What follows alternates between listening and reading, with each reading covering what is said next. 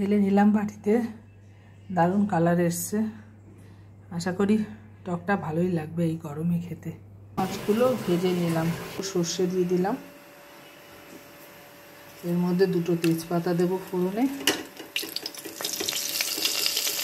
আর 2টো শুকনো লঙ্কা, আর কিছু দেবো না।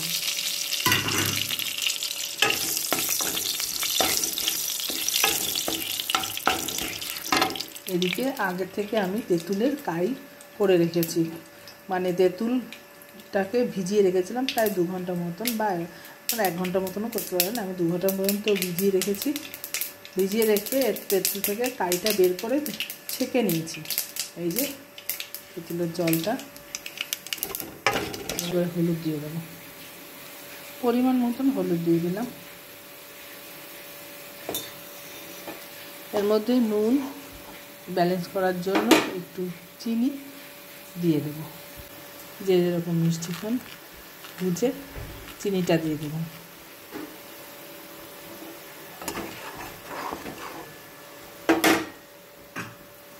এর মধ্যে কাঁচা লঙ্কাগুলো ভেঙে ভেঙে দিয়ে দেবো।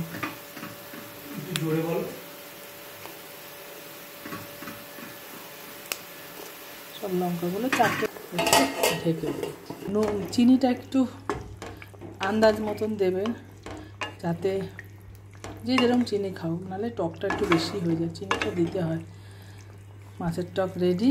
জানি না কেমন হয়েছে, এই প্রথম রান্না করলাম এই গরমে, আর কিছু ভালো লাগছে না, টক জাতীয় কিছু একটা খেতে ভালো লাগছে। আজকে মাছের টকটা করেই ফেললাম, জানি না কেমন হবে, আশা করি ভালোই হবে। গরমে মাছের টক খেতে দারুণ লাগবে।